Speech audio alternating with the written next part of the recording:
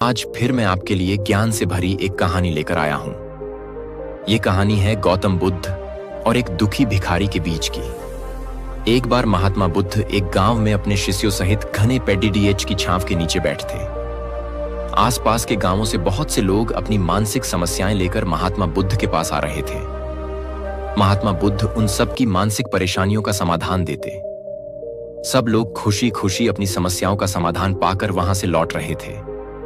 वहीं से कुछ दूर बैठा लोगों को बुद्ध के पास जाते देख एक दुखी भिखारी अपने भाग्य को कोसता हुआ यही सोचने लगा कि अभी कुछ देर पहले तो ये लोग दुखी मन से मुंह लटकाए उन महात्मा के पास गए थे और अब इतना खुश होकर कैसे वापस लौट रहे हैं। आखिर माजरा क्या है, जरा मैं भी जाकर देखूं कि वो महात्मा ऐसा कौन सा खजाना बांट रहा है इन लोगों को। वे इतने प्रसन्न हुए कि उनके चेहरे लाल हो गए। जब वो दुख भिखारी कुछ नजदीक गया तो उसने देखा कि ये महात्मा तो लोगों को प्रवचन देकर लोगों के दुख का निवारण कर रहे हैं। यह देखकर भिखारी के मन में भी तीव्र इच्छा हुई कि क्यों न मैं भी इन महात्मा को अपना दुख बताऊं। मुझे भी अपने दुख का समाधान अवश्य मिलेगा।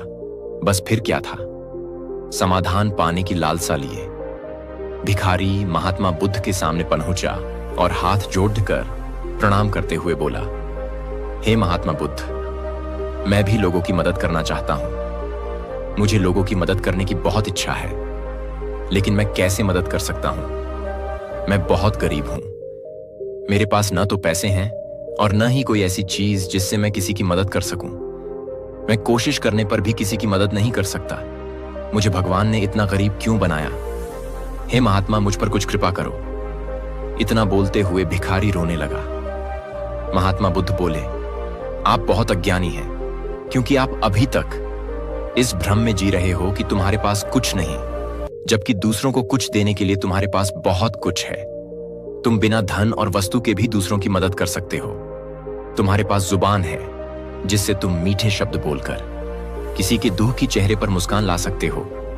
इन्हीं शब्दों की ताकत से तुम किसी के भी टूटते हौसलों को फिर से मजबूत कर सकते हो। इन शब्दों की शक्ति से आप किसी के भी मन में सकारात्मक विचारधारा के बीज बो सकते हैं और उसे गलत रास्ते पर जाने से रोक सकते हैं। तुम्हारे दो हाथों से किसी भी कमजोर या लाचार व्यक्ति की सहायता कर सकते हो। आपके दो आंखें किसी अंधे को रास्ता दिखा सकते हैं। तुम किसी के लिए दुआ कर सकते हो। यह हो सकता है कि उनके बुरे काम फिर से हो जाएं।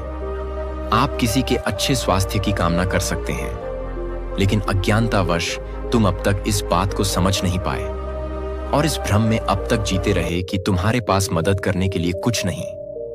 किसी की मदद करने के लिए धन और वस्तु का होना अनिवार्य नहीं है। बिना धन और वस्तु के भी हम कई प्रकार से लोगों की मदद कर सकते हैं। महात्मा बुद्ध के ज्ञान से भरे ये सुंदर शब्द सुनकर भिखारी के चेहरे पर मुस्कान आ गई और वह खुशी से झूमता हुआ वहां से चला गया। इस कहानी हमने क्या सीखा? दोस्तों, महात्मा बुद्ध की इन बातों से बहुत कुछ सीखा गया। आजकल बहुत से लोग यह सोचकर दुखी होते हैं कि मेरे पास ये नहीं है, बल्कि जो आपके पास है